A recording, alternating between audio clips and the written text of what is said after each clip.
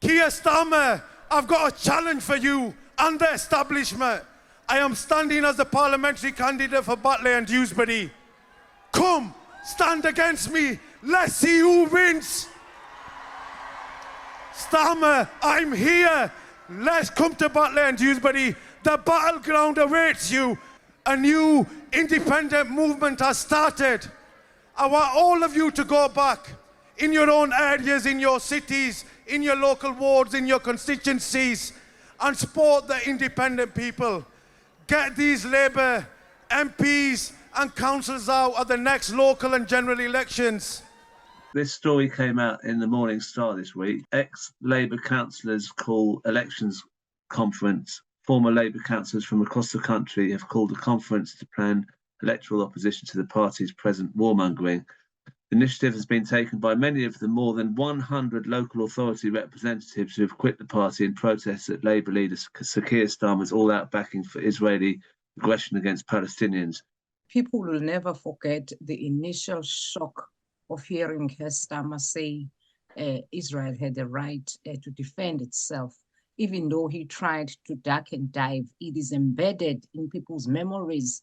His initial take on the situation when people were being killed, instead of calling for a ceasefire that early to avoid all these deaths, he condoned the actions of Israel.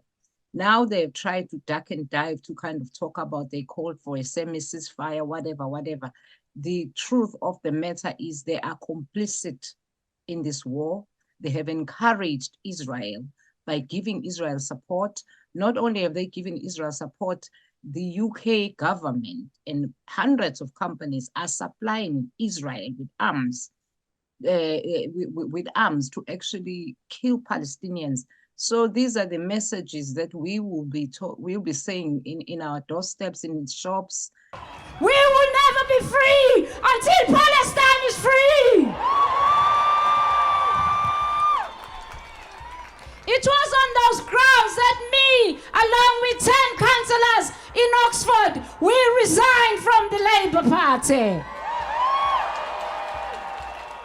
And we have since moved a motion, a unanimously supported motion of ceasefire. I would also like to state that we must not vote for the politicians who do not support the ceasefire. No ceasefire, no vote. We are now in the process of distributing or creating templates for councillors across the country to have some stickers or posters on windows in households where people can put the posters on their windows which say no ceasefire, no vote. In Oxford, we've already had news of Labour Party knocking on doors and they've been chased away from homes. So we thought, oh, wouldn't this be a good idea to just have this, because obviously they are going around trying to rally support, and they are using the fact that Palestine and Gaza is not a local issue. And people are saying, yes, it is a local issue. We link to Palestine, and we are desperately concerned about what is happening in Palestine. So really, they are also doing our what you call canvassing for us, in a sense that they are showing up and they are being told by the people that we will not vote for you because you have not called for a ceasefire. Labour Party member for 40 years, and I was ashamed to be in the Labour Party, and I left it.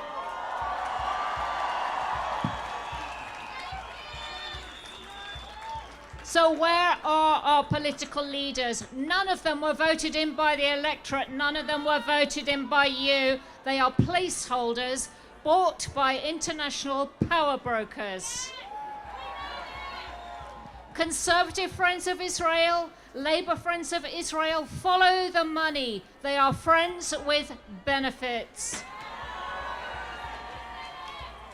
Our party leaders are puppets dancing to the tune of lobbyists and corporate donors who have bought their souls. Where is their integrity? Where is their honor? Where are their values? Without these, they have no authority over us. We feel really liberated in terms of how we can now approach the doors and not follow the labor processes of not knocking on certain doors. Now we have the mandate to just knock everywhere, stand in shops, talk to people. I go to churches, people are going to mosques. We are really opening up our campaign, and it's great. It's even great even in the chamber when we have full council, because now we are challenging them on a different level, whereas before we were binded by the whip, what we can say and what we cannot do. So the feeling of having resigned is absolutely fantastic, but also the direction in which we can now campaign in terms of reaching voters that we were told before by the Labour Party that knock on the doors, and if they say they vote Labour, leave them alone. We can now engage people about politics. We can now talk about any subjects that we feel are relevant to our politics or our local politics, even international politics. I'm a former Labour but now independent socialist group councillor in Haringey. I have had many more people in my area supporting my stand rather than people who have been against it, which is very, very reassuring. I've been a councillor in Oxford for 5 years, a city twinned with Ramallah since 2019. 6 of us resigned from Labour last Friday. The party that talks of equality yet fails to see the Palestinians as humans. The Labour Party is led by a human rights lawyer who struggles to define indiscriminate bombing of homes, of ambulances, and a 2,000-year-old church as a war crime.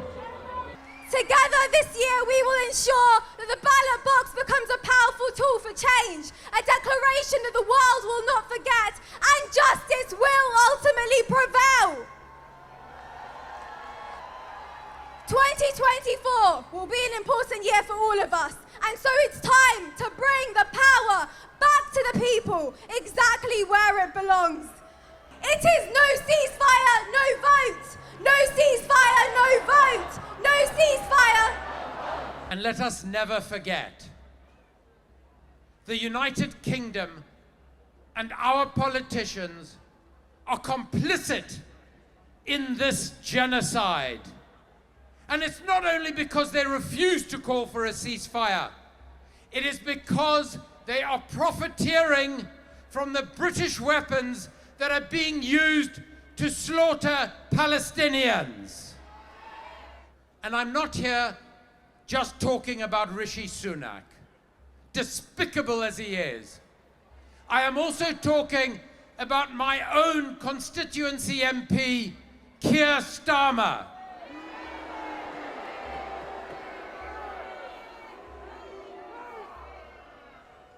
He claims to be a human rights lawyer, but he will not call for a ceasefire.